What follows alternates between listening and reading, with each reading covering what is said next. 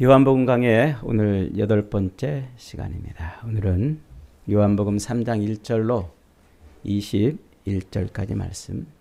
당신은 진짜 거듭났습니까? 라는 제목입니다. 당신은 진짜 거듭났습니까? 오늘 본문은 니고데모와의 대화죠. 니고데모와 대화. 사람이 물과 성령으로 거듭나지 아니하면 하나님 나라에 들어갈 수 없다 라고 말합니다. 거듭남이라는 말은 한자로 중생이라고 써요. 중생. 불가에서 쓰는 무리 중이 아니고 무거울 중에 중에 날생자 쓰는데 그 무거울 중이 다른 말로 다시 중이라고 또 이렇게 쓰이기도 하죠. 그러니까 다시 태어난단 말이에요. 다시 태어난다. 거듭난다 이 말은 다시 태어난다 이런 말이죠. 이단들이 이런 질문을 자주 해요. 당신은 거듭났습니까? 당신은 구원받았습니까? 언제 며칠날 언제 구원받았습니까? 이렇게 또 묻죠. 거듭났습니까?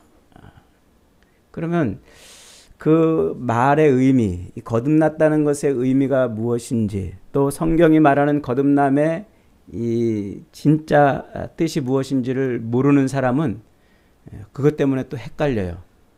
그래서 시험에 들기도 하고 어떤 사람은 또 이단에 끌려가기도 하고 이런 걸 종종 제가 보았습니다. 여러분 어떻습니까? 여러분 정말 거듭났습니까? 진짜 거듭이 났습니까? 오늘 이 말씀을 통해서 저와 여러분이 나는 진짜 거듭난 사람이구나. 아니면 나는 아직 거듭이 안 났네. 우리가 깨닫고 하나님 앞에 거듭남의 은혜를 누릴 수 있기를 주님의 이름으로 축복합니다. 1절에 보니까 니고데모라는 사람이 밤에 예수님을 찾아왔다 그랬습니다. 밤에 찾아왔다. 이 니고데모는 바리새인이에요. 바리새인은 율법을 연구하고 율법대로 살기 위해서 생명을 걸었던 사람들을 일컫는 말입니다. 예수님 당시에 바리새인들은 약 한 6천 명에서 많게는 한 10,000명 정도 이렇게 봅니다. 이 사람들은 워낙 종교적인 열심이 특출했던 사람들입니다. 그래서 모세의 그 십계명을 진짜 삶에서 구현해 내려고 애쓰고 몸부림쳤던 사람들인 거죠. 그래서 그 십계명 율법을 어떻게 이걸 우리가 지킬 수 있느냐. 예를 들어 안식일을 거룩히 지키라. 안식일을 어떻게 거룩히 지키나. 그 연구를 하는 거예요. 그래서 안식일은 출애굽기 예법에 따라서 불을 피우면 안 돼. 음식을 할 때 불을 피우면 안 되고 또 2km 이상 걸어가면 안 되고 2kg 이상 되는 물건도 들으면 안 되고 또 안식일 날은 일하지 말라고 그랬으니까 일하면 안 돼. 이렇게 이제 이런 말씀들을 다 찾아가지고 자 그러면 일하는 게 뭔지 그 나름대로 정의를 내려요. 정의를 내려가지고 무거운 거 들지 말고 2km 이상 걷지 말고 불 떼지 말고 이런 식으로 규정을 하는 거예요. 그래서 그걸 그 안식일을 거룩히 지키라는 명령 하나 지키려고 수많은 계명들, 장로들의 계명들을 만들어 가지고 이걸 이제 삶 속에서 지켜내는 사람들이에요. 대단한 사람들이죠. 어떻게 하면 율법을 그대로 지킬까 몸부림치는 사람들이에요. 그래서 백성들은 그 바리새인들, 그 율법을 다 지키려고 이렇게 몸부림쳤던 그 바리새인들을 우와, 대단한 사람들이라고 그렇게 보기도 했지만 너무 열심히 그렇게 하니까 징한 사람들 이렇게도 봤던 거예요. 자, 그런데 이 니고데모는 또 부자였습니다. 부자. 나중에 저 뒤에 가면은 예수님이 십자가에 달려 죽으시고 장사 지낼 때 니고데모가 모략과 침향 100근을 가져와 가지고 예수님의 장사를 도와줍니다. 그 아리마대 요셉의 그 무덤 속에 예수님을 장사할 때 시신에 이제 모략과 침향을 바르는데 그걸 얼마나 갖고 왔다고요? 100근이나 갖고 와요. 그 당시 이 모략과 침향은 굉장히 고급 향재료입니다. 이건 쉽게 구하기가 어려운 거죠. 그런데 그걸 100근씩이나 갖고 올 정도면은 그가 얼마나 부자였는지 알 수가 있습니다. 또 그는 사내들인 공회원이었습니다. 사내들인 공회는 이스라엘 유다 백성들의 통치 기구이기도 한데 오늘날로 말하면은 국회의원쯤 되는 그런 곳입니다. 총 71명으로 구성되어 있는 이 사내들인 공회는 당시 이스라엘 백성들의 최고 법정 기관이기도 했지만 율법을 연구하고 또 율법을 해석하는 그 서기관들, 그리고 그 율법대로 살려고 몸부림쳤던 바리새인들, 그리고 성전 제사를 주장하는 그 제사장들, 이렇게 세 집단으로 구성이 되어 있어요. 정치적으로는 로마나 그리고 로마의 권력 아래 빌붙어 있던 분봉 왕들에 의해서 지배를 받지만 실질적인 통치는 바로 이 사내들인 공회가 백성들을 통치하고 있던 바로 그런 곳이죠. 그러니까 사내들인 공회원이다 그러면 권력을 쥔 자라는 말이에요. 권력을 쥔 자. 그러니까 그 니고데모는 어떤 사람이라는 거예요. 율법으로는 아주 열심이고 또 부자고 또 권력을 가지고 있는, 또 백성들에게 존경을 받고 있는 그런 인물이었다는 것을 알 수가 있어요. 그가 예수님을 찾아옵니다. 언제 찾아와요? 밤에 찾아옵니다. 이 밤에 찾아왔다고 이렇게 성경이 콕 찍어서 이야기하고 있는 것은 이 밤이라는 단어가 가지고 있는 중요한 의미를 말하고 싶은 것이기 때문에 그렇습니다. 그러니까 니고데모가 자기는 부자이고 또 바리새인이고 또 사내들인 공회원인데 저 한낱 젊은 청년 예수에게 가가지고 뭔가를 이렇게 물어보고 이러면은 자기가 좀 위신이 깎이고 정말 자기가 정말 부끄러울 것 같아서 몰래 이렇게 밤에 찾아온 것이 아닙니다. 보통 이제 그렇게 생각할 수 있는데 성경은 니고데모의 관점에서 기록되고 있는 게 아니잖아요. 성경은 예수 그리스도의 관점에서 기록되고 있는 거예요. 그가 예수님을 찾아온 것은 자기가 그런 대단한 권력자이고 대단한 지식인이고 대단한 종교인이고 열심 있는 그런 사람인데 저 유대 청년한테 와가지고 뭔가를 배우려 와서 창피해서 자기의 신분을 노출시키지 않으려고 밤에 왔다는 게 아니라 성경은 그가 지금 대단한 권력을 가지고 대단한 종교적 열심을 가지고 대단한 그런 신앙의 모습을 가지고 있는 사람이지만 그는 밤에 속해 있는 사람이다. 지금 그 얘기를 하고 싶은 거예요. 밤에 속해 있단 말이다. 사도 요한은 요한복음을 기록할 때 이 메타포를 굉장히 은유적 표현을 굉장히 중요시한다고 그랬죠. 그래서 예수님을 소개할 때도 예수님을 뭐라고 소개했냐면 빛이라고 소개했어요. 그 예수님을 빛이라고 소개한 것은 창세기의 그 창조 때의 그 모습을 끌어들여 가지고 예수님이 바로 창세부터 계신 분이라고 하는 것을 말씀을 한다고 그랬죠. 그래서 창세기의 그 창조의 그 상태를 떠올리면서 예수님을 빛이라고 소개하고 그 예수님이 사람들에게 뭐다? 생명이다. 그 얘기를 1장에서 하지 않았습니까? 그래서 1장 4절로 5절에 보면 그 안에 생명이 있으니 이 생명은 사람들의 빛이라. 빛이 어둠의 빛이 돼 어둠이 깨닫지 못하더라. 그렇게 말하지 않았습니까? 지금 니고데모가 예수님을 찾아온 이때는 시간적으로 밤이기도 하지만 그는 지금 이 어둠에 속해 있는 사람이라는 것을 지금 성경이 말하고 싶은 거예요. 성경에서 밤, 어두움은 하나님을 알지 못하는 혹은 하나님의 생명으로부터 떠나 있는 사람들이나 그러한 상태를 표현하는 단어인 것이죠. 그 진리를 알지 못하는 사람들. 그래서 눈은 떠 있지만 진리를 모르니까 깜깜한 무식쟁이인 것처럼 그런 상태에 있는 바로 그 상태, 그것을 지금 밤이라 이렇게 지금 표현하고 있는 거예요.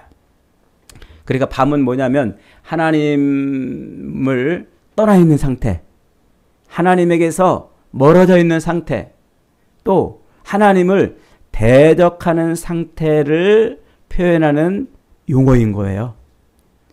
가룟 유다가 예수님을 팔으려고 예수님과 마지막 만찬을 나누더니 마지막 그 예수님의 그 빵 한 조각을 받아 먹고서는 그리고서는 그가 밖으로 나갔는데 당연히 그때는 밤이잖아요. 그런데 성경은 그렇게 가룟 유다가 빵 한 조각을 받아 먹고 예수님을 팔아먹으려고 유대인들을 제사장들을 찾아가는 그때가 밤이라 이렇게 지칭을 하고 있어요. 당연히 밤인데 꼭 밤이라는 용어를 쓸 이유가 뭐였습니까? 가룟 유다가 지금 어디에 빠져 있다는 거예요. 하나님을 대적하는 세력에 빠져 있다. 그 얘기를 하려고 그런 것이란 말이죠. 여기서도 지금 사도 요한이 굳이 니고데모를 밤에 찾아왔다라고 이렇게 밝히고 있는 이유는 시간적인 의미로도 밤이겠지만 니고데모는 지금 어디에 속해 있는 사람이다? 밤에 속해 있는, 하나님을 대적하고 하나님과 상관없는 삶에 속해 있는 사람이란 말이에요. 여러분, 니고데모는 지금 어떤 사람이라고 그랬습니까? 율법으로는 모든 율법을 철저하게 지키려고 하는 바리새인이었단 말이에요. 하나님의 계명을 지키려고 몸부림쳤고 그는 신분적으로 그는 태생적으로 이스라엘 백성이고 그는 어려서 할례를 받았을 것이고 그는 또 부유한 재물을 가지고 있는 사람이었고 또 권력을 쥐고 있는 백성들에게 신망과 덕망 그런 것을 가지고 있는 그런 사람인데 그를 지금 어디다가 집어넣고 있어요? 하나님을 모르는 사람이라고 지금 놓고 있는 거예요. 하나님에게 속하지 않은 사람이라 하는 것이죠. 요 니고데모의 이야기의 요 구조를 이해하면 오늘 본문은 너무너무 쉽습니다. 즉 인간의 구원은 종교적인 그 행위와 율법을 지키는 그 열심을 통해서 구원이 얻어지는 것이 아니라 무엇을 통해서만 구원이 얻어진다고요? 물과 성령을 통해서만 구원이 얻어진다. 어두운 밤에 그 하나님의 사람, 하나님께 속한 사람이 아니었던 그 니고데모가 와가지고 예수님한테 이렇게 물어요. 2절에서 랍비여, 우리가 당신은 하나님께로부터 오신 선생인 줄 아나이다. 하나님이 함께하지 아니하시면 당신이 행하시는 이 표적을 아무도 행할 수 없다. 이렇게 말해요. 니고데모가 알았다는 거예요. 뭘 알았다는 거예요? 예수님이 그 물로 포도주를 만드시는 사건이나 성전에 들어가서 성전을 청결케 하는 그런 일들을 행하시는 그 모습을 보고 오, 저분은 하늘에서 오신 분이구나. 하나님께 속한 분이구나 하는 것을 알았다는 거예요. 그게 예수님이 하늘에 속해 있는 하나님께 속해 있는 자라는 것을 알려주는 표식이라는 것을 니고데모가 알았다는 거예요. 그래서 지금 예수님한테 와가지고 예수님, 나 압니다. 당신이 하늘에서부터 왔고 하나님께 속한 자이기 때문에 그런 표적을 행한 것을 내가 압니다. 와가지고 느닷없이 이렇게 얘기를 한 겁니다. 그러자 그 니고데모가 와서 그런 얘기를 하자 뜬금없이 예수님이 뭐라고 말씀하세요? 3절입니다. 3절 같이 한번 읽겠습니다. 시작. 예수께서 대답하여 이르시되 진실로 진실로 내게 이르노니 사람이 거듭나지 아니하면 하나님 나라를 볼 수 없느니라. 볼 수 없다 이 말은 속할 수 없다 이런 의미예요. 그러니까 니고데모가 와가지고 당신은 진짜 하늘에서 온 당신이 행하는 그 표적을 보니까 당신은 하늘에서 온 분인 것을 내가 알겠습니다. 이렇게 말한 거예요. 니고데모가. 그랬더니 예수님이 뭐라고 지금 느닷없이 뜬금없이 말합니까? 사람이 물과 성령으로 거듭나지 아니하면 하나님 나라를 볼 수 없다. 이렇게 말하는 거예요. 이것을 지금 우리식으로 표현해 보자면 야 니고데모야 너 구원 받았니? 야 니고데모야 너 거듭났니? 너 거듭나지 아니하면 하나님 나라를 볼 수 없어. 너 거듭나지 않으면 하나님 나라를 들어갈 수 없다. 그렇게 말하고 있는 거예요. 얼마나 황당하고 얼마나 당황스러웠겠습니까? 자기 자신은 지금 이스라엘 백성이요. 8살에 할례를 받은 유대인이고 율법에 정통한 바리새인이고 사내들인 공회원이고 행위로는 율법의 목숨까지 걸면서 그렇게 신앙생활을 한 사람이라고 그래서 자기는 당연히 하늘에 속한 백성이라고 선민이라고 하나님의 선택된 하늘에 속한 백성이라고 그렇게 여기며 살았다는 거예요. 자기는 절대로 이 땅의 것을 추구하는 저 이방인들과 같지 않은 하늘에 속한 사람이라고 여겼다는 거예요. 그런데 자기는 하늘에 속해 있는 사람이라고 여기고 있는 그 니고데모에게 예수님이 야, 너 하늘에 속했냐? 너 물과 성령으로 거듭나지 않으면 하늘에 속하지 못해. 라고 지금 말하고 있는 것이라는 거죠. 예수님이 대뜸 이 말씀을 하시는 이유는 뭐냐면 니고데모가 먼저 당신은 하나님께로부터 오신 분이라고 이렇게 말문을 열었기 때문이지요. 그는 예수님이 행하신 그 이적들과 그것들을 보고 그것이 하나님 나라를 표적하는 것임을 알았다는 거예요. 그래서 관심을 갖고 예수님과 하나님 나라에 대해서 하늘에 속한 이야기를 좀 나누고 싶어가지고 달려왔는데 지금 대뜸 예수님이 네가 나를 하늘에 속한 자로 지금 보고 있다고 하는데 너 하늘에 속했다는 게 뭔 줄 아느냐? 물과 성령으로 거듭나지 아니하면 하늘에 속할 수 없다. 그 얘기를 지금 하고 있는 거예요. 한마디로 지금 니고데모가 붙들고 있는 그 율법과 성전 제사와 그리고 난지 8일 만에 할례를 받았던 그 할례들이나 그리고 유대인, 이방인이 아닌 유대인이라고 하는 그 신분조차도 그가 붙들고 있던 그 모든 것들이 다 하늘에 속한 표적이 아니라는 겁니다.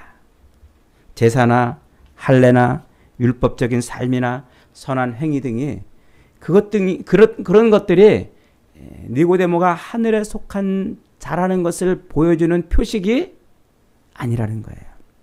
그러자 당황한 니고데모가 예수님한테 이렇게 묻습니다. 4절입니다. 니고데모가 이르되 사람이 늙으면 어떻게 날 수 있사옵나이까? 두 번째 모태에 들어갔다 날 수 있습니까? 예수님이 너 거듭났냐? 라고 물어보니까 네? 거듭나요? 어떻게 다시 태어납니까? 사람이 그러면 엄마 뱃속에 들어갔다가 두 번째 다시 태어나야 할 수 있다는 말입니까? 라고 지금 말하는 것이죠. 이 거듭남이란 겟네떼 아노떼니라는 말, 이 말은 초기화된다는 말이에요. 처음 상태로 돌아간다는 말이에요. 하늘로부터 처음 지어져 있던 그 상태로 다시 돌아가는 거예요. 우리가 휴대전화를 쓰다가 휴대전화를 공장 초기화 한다고 그러잖아요. 공장 초기화. 그 상태로 돌아가는 거예요. 우리 인간을 하나님이 우리를 처음 만들었던 그 상태로 다시 돌아가는 거예요. 그게 거듭남이라는 거예요. 너 물과 성령으로 그렇게 초기화되지 않으면, 물과 성령으로 그렇게 처음 상태로 돌아가지 않으면 너는 하나님 나라에 속한 자가 아니다. 그 얘기를 지금 하고 있는 거죠. 지금 사도 요한은 의도적으로 요 게네떼 아노떼니라는 요 단어를 가지고서 창세기의 그 처음 상태, 하나님이 우리 인간을 만드신 그 처음 상태를 지금 떠올리게 하는 겁니다. 하나님이 창세기 2장에서 우리 인간을 어떻게 만드십니까? 2장 7절에 보니까 여호와 하나님이 땅의 흙으로 사람을 지으시고 생기를 그 코에 불어넣으시니 사람이 생명이 되니라. 하나님께서 진흙덩어리를 주물주물 하셔가지고 그것을 모양을 만들고 거기다가 뭘 불어넣으셨다고요? 하고 하나님의 영을 불어넣으셨단 말이에요. 하나님의 영. 그래서 사람이 살아있는 존재가 된 겁니다. 그 흙덩어리 속에 하나님의 숨결을 불어넣으신 거죠. 그때 그 불어넣으셨던 그 하나님의 숨결, 그 생기가 르와흐라고 하는 단어예요. 르와흐. 한번 따라해 봅시다. 르와흐. 르와흐. 이게 생기라고 번역된 단어인데 이게 하나님의 영 혹은 하나님의 숨결 혹은 성령이라고 번역되는 단어예요. 성령. 그러니까 지금 예수님이 니고데모에게 뭐라고 지금 말씀하시냐면 하나님이 사람을 처음 창조하시던 바로 그때 처음 창조하시던 때로 돌아가지 못하면 하늘에 속한 자가 아니다. 그 얘기를 지금 하고 있는 것이죠. 하나님의 창조 상태로 돌아가지 않으면, 그러면서 예수님이 지금 그 하나님의 창조 상태, 우리를 공장 초기화시키는 바로 그 상태로 다시 돌아가게 하는 게 엄마 뱃속에 들어갔다 나오는 게 아니고 무슨 방법이라고요? 5절에 예수께서 대답하시되 진실로 진실로 내게 이르노니 사람이 물과 성령으로 나지 아니하면 하나님 나라에 들어갈 수 없느니라. 죄인된 우리, 아담의 타락 이후에 죽어있던, 욕망과 정욕을 위해 사는 존재로 그렇게 살던 그 죄인된 우리가 다시 창조 상태, 공장 초기화 상태로 돌아갈 수 있는 방법은 뭐밖에 없다고요? 물과 성령으로 거듭나는 것밖에 없다. 그 얘기예요, 지금. 물과 성령이라는 말이 뭘까요? 물과 성령은 카이라는 접속사로 지금 물, 카이, 성령 이렇게 지금 되어 있는데 그 카이라는 접속사는 양쪽을 똑같이 말하는 등위 접속사예요. 그러니까 물과 성령은 다른 단어가 아니고 같은 단어라 이 얘기예요. 그런데 왜 지금 물과 성령이라 이렇게 말을 합니까? 예수님이 이제 뒤에 가면은 요한복음 7장에 가면은요, 이런 말씀을 하세요. 요한복음 7장 37절에 명절 끝날 곧 큰 날에 예수께서 서서 외쳐 이르시되 누구든지 목마르거든 내게로 와서 마시라. 나를 믿는 자는 성경의 이름과 같이 그 배에서 생수의 강이 흘러나리라 하시니 이는 그를 믿는 자들이 받을 성령을 가리켜 하신 말씀이라. 그러니까 물이 뭐예요? 물은 곧 성령을 지칭하는 거예요. 성령을. 그러니까 지금 물과 성령으로 거듭나야 된다 이 말은 한마디로 성령으로 거듭나야 된다 그 말이에요. 근데 왜 여기다 물을 지금 써놨을까요? 물은 성경에서 심판과 구원을 상징하는 아주 중요한 메타포예요. 성경에서 물은 심판과 구원을 동시에 표시하는 단어란 말이에요. 이게 분명하게 드러난 게 어디입니까? 노아홍수 사건이에요. 창세기 7장, 8장, 9장의 노아홍수 사건. 온 세상을 하나님이 뭘로 심판하세요? 물로 심판을 하시죠? 그런데 그 물로 심판한 속에서 누구는 구원을 받아요? 방주를 지은 노아만 구원을 받아요. 노아와 그 가족들만 구원을 받아요. 그러니까 물은 심판의 도구임과 동시에 무엇의 도구예요? 구원의 도구란 말이에요. 이게 이스라엘 역사 속에서 또 한 번 반복이 되잖아요. 애굽에서 이스라엘 백성들을 꺼내십니다. 하나님이 그 이스라엘 백성들을 어디를 들어가게 하세요? 홍해로 들어가게 하세요. 홍해로 들어가서 이스라엘 백성들이 그 홍해를 지나가는데 똑같은 홍해인데 그 뒤를 쫓아오던 애굽 백성들은 그 물에 심판을 받아요. 그 홍해의 물은 이스라엘 백성들에게는 구원이요, 애굽 백성들에게는 심판이 됐던 것이요. 물은 그렇게 바로 심판과 구원을 동시에 상징하는 그런 용어란 말이죠. 그러니까 여기서 우리는 중요한 걸 배울 수가 있어요. 그게 뭐냐면 저와 여러분이 예수를 믿어요. 그러면 세례를 받죠. 물로 세례를 받죠.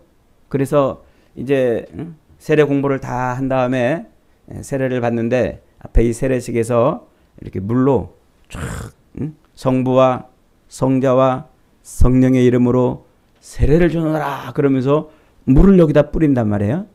그 물은 뭐를 의미하는 거예요? 그건 내가 하나님의 사람이 되었다는 것을 보여주는 표식이에요. 그러니까 내가 물로 세례를 받았다는 것은 옛날에 내가 죽었다는 거예요, 이제. 그리고 하나님의 사람으로 내가 거듭났다. 새롭게 태어났다. 그 말이에요. 그런데 그 내가 물로 세례를 받아 내 옛 자아가 죽고 하나님의 사람으로 거듭났다는 이 행위에, 세례를 주는 이 행위에 가장 중요한 게 뭐예요? 그게 성령이에요. 예수 그리스도의 십자가를 믿으십니까? 아멘 해야 세례를 주잖아요. 여러분 예수님 믿으십니까? 그래야 세례를 준단 말이에요. 예수의 십자가를 믿지 않는 사람에게 세례 주는 사람이 어디 있어요? 예수님의 십자가를 믿으십니까? 하면 아멘 할 때 그때 우리는 세례를 주는데 그 예수님의 십자가를 믿는 그 순간 우리 안에 누가 들어오세요? 성령이 들어오신단 말이에요. 예수 그리스도의 그 십자가 죽으심과 부활을 보고 그 십자가에 달려 죽으신 예수를 보고 저분이 나의 구원주이십니다. 저분이 나의 하나님이십니다. 아멘 하고 입을 아멘 하고 벌리는 순간 내 안에 누가 들어오신다고요? 성령이 들어오셔요. 그런데 그 성령을 우리는 볼 수가 없단 말이에요. 바람이 어디서 와서 어디로 가는지 알지 못하듯이 성령이 그렇게 들어와도 우리는 알 수가 없어요. 그래서 성령이 내 안에 들어와 있는지 없는지를 온 교회가 알게 하려고 그에게 뭘 하는 거예요? 물로 세례를 주는 거란 말이에요. 물로 세례를 주는 거예요. 그래서 물은 곧 성령의 세례를 받는 것을 상징하는 거죠.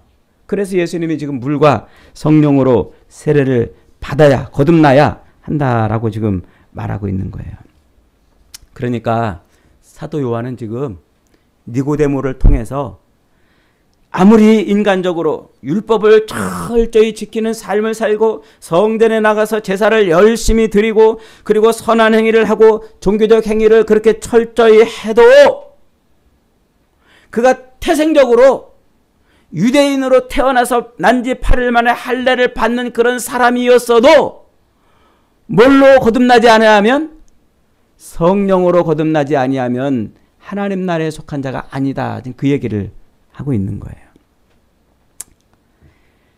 하나님의 선물인 성령으로 거듭나지 아니하면 하나님 나라에 들어갈 수 없다. 이게 성경이 집요하게 우리에게 말씀하고 있는 거예요. 성경이. 그래서 이미 구약 성경에서 이 이야기가 선지자들을 통해서 여러 번 예언이 되어 있어요. 예레미야 선지자를 통해서 예언되어 있고 이사야 선지자를 통해서도 예언되어 있고 특별히 에스겔 선지자를 통해서 아주 분명하게 예언이 되어 있죠. 에스겔서 36장 24절로 28절에 보면 내가 너희를 여러 나라 가운데서 인도하여 내고 여러 민족 가운데서 모아 데리고 고국 땅으로 들어가서 맑은 물로 너희에게 뿌려서 너희를 정결하게 하되 너희의 모든 더러운 것에서와 모든 우상 숭배에서와 너희를 정결하게 할 것이며 또 너희 또 새 영을 너희 속에 두어 새 영을 너희 속에 두어 내 새 마음을 너희에게 주되 너희 육신의 굳은 마음을 제거하고 부드러운 마음을 줄 것이며 또 내 영을 너희 속에 두어 너희로 내 율례를 행하게 하리니 너희가 내 규례를 지켜 행할지라 내가 너희 조상들에게 준 땅에서 너희가 거주하면서 내 백성이 되고 나는 너희 하나님이 되리라. 에스겔서의 예언이 뭐예요? 하나님이 이스라엘 백성들을 어떻게 한다고요? 물로 정결케 하고 그 마음속에 새 영을 두어서 하나님의 백성이 되게 하겠다. 그 얘기를 지금 하고 있는. 지금 그 얘기가 오늘 지금 바로 이 얘기예요. 오늘 요한복음 3장에 물과 성령으로 거듭나는 것이죠.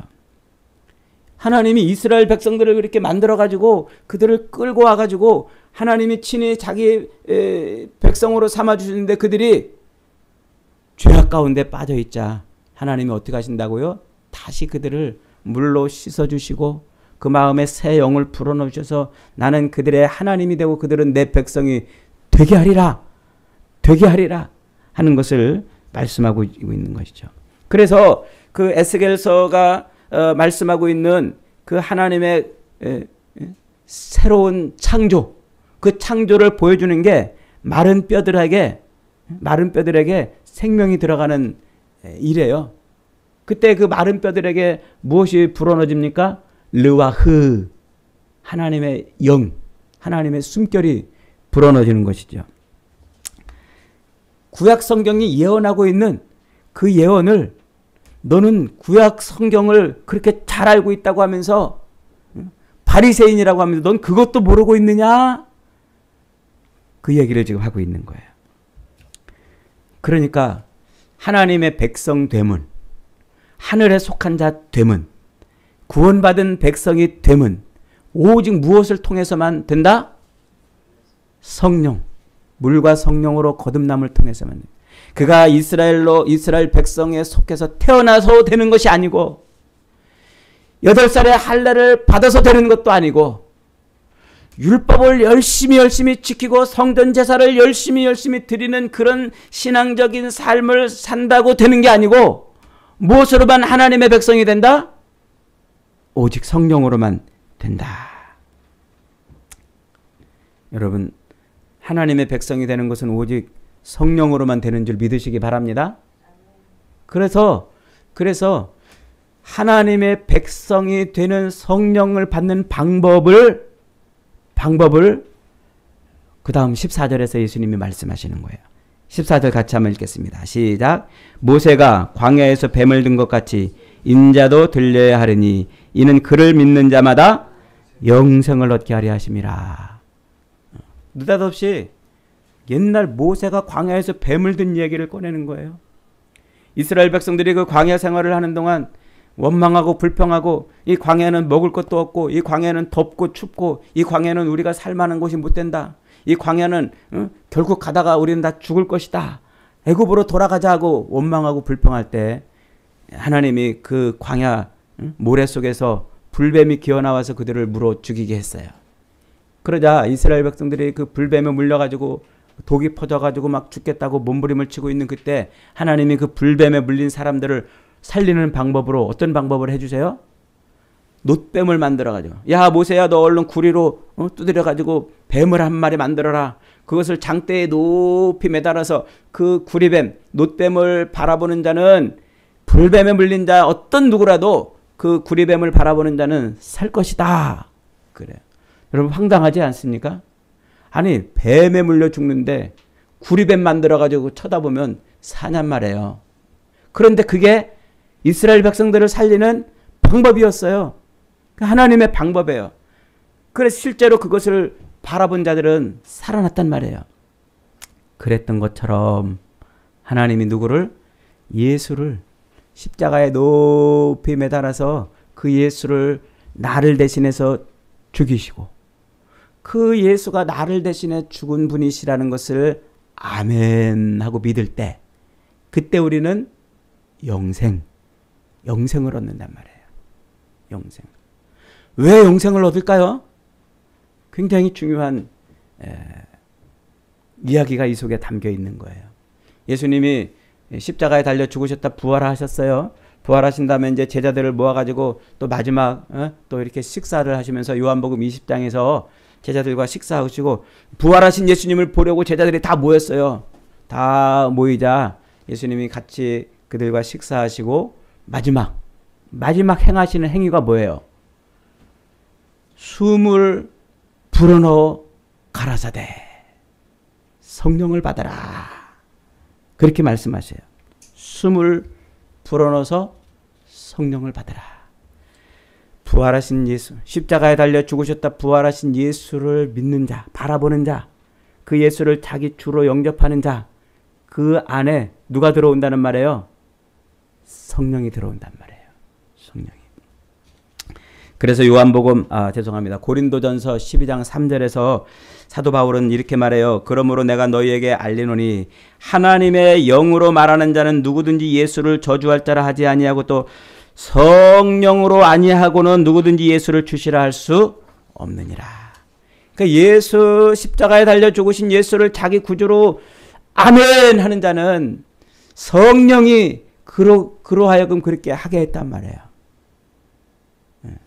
성령이 그 안에 들어와서. 그래서 창조시에 하나님이 진흙덩어리를 만들어가지고 그 안에 후 하고 생기를 불어넣으셨던 것처럼 부활하신 예수님이 십자가에 죽으셨다 부활하신 예수님이 자기를 믿는 자에게 뭐 하십니까? 그들을 향하여 숨을 후 내쉬면서 성령을 받으라 말씀을 하시는 거예요. 성령을 받으라. 그러니까 십자가에 달려 죽었다 부활하신 예수님을 믿는 자만이, 그 사람만이 성령이 안으로 들어오고 그 성령으로 그가 거듭난다. 그 얘기를 지금 하고 있는 거죠. 하나님의 백성 되는 것은요, 새 창조가 되는 것은, 구원받는 것은, 거듭나는 것은 오직 뭐밖에 없다고요? 성령, 하나님의 성령밖에 없어요. 그 성령은 우리 안에 언제 들어오십니까? 십자가에 달려 죽으셨다 부활하신 예수를 나의 구주로 영접하는 순간 들어오는 것입니다. 여러분, 십자가에 달려 죽으신 예수님을 여러분 믿으십니까? 여러분 진짜 믿으십니까? 그 아멘 고백 속에 들어오는 거예요. 그 고백 속에. 그렇게 성령이 내 안에 들어오심으로 말미암아 나의 옛 자아가 성령에 의해서 소멸이 되는 거예요. 나의 옛 이 자아, 아담이 지었던 그 죄로 인해서 유전받았던 그 죄로 버무려졌던 내 자아가 죽어버리는 거예요. 내 욕망이 죽고 내 욕심이 죽고, 이제 성령이 내 안에 들어오시면 그 성령은 나를 누구로 인도하냐면 예수에게로 인도한단 말이에요. 내 안에 들어오신 성령은 우리로 하여금 누구만 바라보게 하냐면 예수만 바라보게 해요. 내 안에 들어온 성령은 우리로 하여금 예수만 따라가게 하고 예수만 붙들게 하고 예수만 의지하게 하는 그런 역할을 하신단 말이에요. 그래서 내 안에 내가 십자가에 달려 죽으신 예수를 아멘하고 믿는 순간 내 안에 성령이 들어오시고 그 성령은 나로 하여금 다시 하나님이신 예수만 바라보는 삶을 살도록 만들어요. 아담은 하나님만 바라보도록 살도록, 하나님만 바라보며 살도록 하나님이 그렇게 만들어 놓으셨는데 마귀의 유혹으로 하나님을 잃어버리잖아요. 그래서 자기 욕심, 자기 욕망, 자기 육신의 삶을 몸부림치면서 살아요. 자기를 위한 삶을 사는 거예요. 그런데 십자가에 달려 죽으신 예수를 내가 아멘하고 믿는 순간 내 안에 성령이 들어오시면 그 성령은 내 자아를 죽이고 내 속에 들어오신 예수를 위해 살게, 예수를 붙들며 살게 그렇게 만들어 놓으시는 거예요. 그게 내 안에 성령이 들어오시는 거예요. 물과 성령으로 거듭나는 겁니다. 여러분은 지금 거듭났습니까? 여러분 지금 진짜 거듭났습니까? 어떤 물건이 다른 형태로 변할 때는 두 가지 종류가 있어요. 하나는 모양만 변하는 변화가 있어요. 나무가 책상으로 변할 때 모양만 바뀌지 않습니까? 철이 자동차로 바뀔 때 그것은 철의 성질이 그대로 있는 모양만 바뀐 겁니다. 나무가 책상으로 만들어지고 가구로 만들어지는 것은 나무의 성질이 그대로 있는 모양만 바뀐 것입니다. 그런데 또 다른 변화가 있어요. 그것은 모양만 바뀌는 것이 아니라 성질까지 바뀌는 거예요. 포도가 변해서 포도주가 되는 것이죠. 밥이 변해서 떡이 되는 것은 모양만 바뀌는 거예요. 그러나 그 밥 알갱이 속에 효모가 붙어가지고 누룩이 붙어가지고 변화가 되면 막걸리가 되는 거예요. 그러면 밥의 성질이 완전히 다른 성질인 변화가 일어나는 것이죠. 그걸 화학적 변화라 이렇게 말해요. 겉모습만 바뀌는 것은 물리적 변화예요. 성질이 바뀌는 것은 화학적 변화예요. 여러분, 우리 사람도 똑같은 변화가 있어요. 내가 예수를 믿는다고 말하고서 옛날처럼 성경책 들고 다니고 옛날과는 다르게 이제 성경책 들고 다니고 교회 다니고 11조 헌금도 하고 기도도 하고 예배를 드려도 그 안에서 화학적 변화가 일어나지 않으면 그는 모양만 바뀐 그리스도인일 뿐이에요. 내 안에 들어온 성령으로 말미암아 내가 내 성질이 완전히 죽고 새로운 나로 거듭나지 않으면 그는 종교인에 불과한 거란 말이에요. 옛날에는 성경책 들고 교회 안 다녔는데 이제 성경책 들고 교회 다녀요. 옛날에는 기도할 줄 몰랐는데 이제 기도해요. 옛날에는 예배드리지 못했는데 이제 예배드려요. 종교적 행위를 해요. 내 안에 성령이 들어와서 내 성질이 바뀌어지지 않은 그 모양만 바뀐 것은 그것은 거듭난 게 아니에요. 니고데모가 지금 그거란 말이에요. 그러나 내 안에 성령이 들어와서 나의 자아가 죽는 겁니다. 옛 성질이 죽는 겁니다. 나의 그 옛 욕망이 죽는 거예요. 내 안에 들어온 그 성령으로 말미암아, 그 성령의 역할로 말미암아 이제 나는 나를 위해 사는 존재가 아니라 예수를 위해 사는 존재로 바뀌어지는 것. 예수만 바라보고 예수만 의지하고 예수를 위해 살고 예수의 성품을 드러내며 사는 존재로 바뀌어지는 이 화학적 변화가 내 안에서 일어나지 않으면 나는 거듭난 인생이 아니에요. 여러분이 예수 그리스도의 십자가 죽으심과 부활을 믿음으로 여러분 안에 성령이 들어왔다면 그 성령은 여러분 안에서 화학적 작용을 일으키는 줄 믿으시기 바랍니다. 겉모습만이 아닌 나의 속사람을 변화시키는 그런 삶을 만들어내는 거예요. 그게 거듭나는 거예요. 여전히 예수 믿는다고 말하면서도 성령의 법에 지배받지 않고 있다면, 여전히 예수 믿는다고 말하면서도 성령을 따라 살지 않고 있다면 그는 겉모양만 바뀐 그리스도인이에요.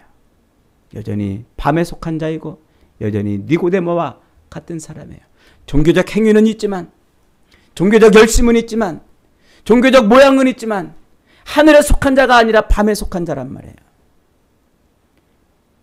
그러나 자기 안에 들어와 있는 성령으로 말미암아 옛 자아가 죽고 성령이 가리키고 성령이 지시하는 예수를 바라보고 성령이 가르쳐주는 그 예수를 따라 살고 그 예수의 성품이 자기 삶에서 드러나는 삶을 사는 그런 성령의 사람은 그가 거듭난 사람이요 하나님의 사람인 것입니다. 여러분, 거듭난다는 말은 예수를 진정 자기 구주로 믿는 사람에게만 일어나는 하늘의 신비예요. 종교적 열심이 만들어내는 것이 아닙니다. 종교적 행위가 만들어내는 것이 아닙니다. 오직 그리스도의 십자가를 바라보고 믿음으로 말미암아 자기 안에 들어와 있는 그 성령의 법을 따라 살 때 일어나는 놀라운 변화인 겁니다. 여러분, 우리가 예수 그리스도의 십자가 죽으심과 부활을 믿으면 구원받았다고 말하잖아요. 그러나 그 구원이 나의 겉모습만 바꿨다면 아직 우리는 밤에 속한 자예요. 저와 여러분의 인생은 그리스도의 십자가로 말미암아 성령의 지배를 받는 사람이 되기를 바랍니다. 그래서 완전히 거듭난 사람이 되기를 바랍니다. 겉모양만이 아닌 화학적 변화를, 성령이 내 자아를 죽이고 내 욕망을 죽이고 내 옛사람을 죽이는 이 화학적 변화가 일어나서 그 안에서 예수의 성품이 드러나는 삶이 되는 그런 변화가 일어날 때 그것이 거듭난 거예요. 여러분, 지금 거듭났습니까? 여러분, 정말 거듭이 났습니까? 여러분이 거듭났다면 하나님의 음성이 들리는 줄 믿습니다. 여러분이 거듭났다면 예수의 삶이 여러분 속에서 사라지는 줄 믿습니다. 여러분이 거듭났다면 진짜 욕망과 욕심과 옛삶이 아닌 하늘에 속한 삶, 하늘에 속한 자인 예수를 드러내는 삶이 될 것입니다. 오늘도 십자가에 달려 죽으신 예수 그리스도를 나의 구주로 아멘하고 영접함으로 내 안에 성령이 들어와서 성령의 법을 따라 나를 완전히 변화시키는 거듭나는 복된 인생, 그런 아름다운 하늘에 속한 자들이 다 되시기를 주님의 이름으로 축복합니다. 아멘.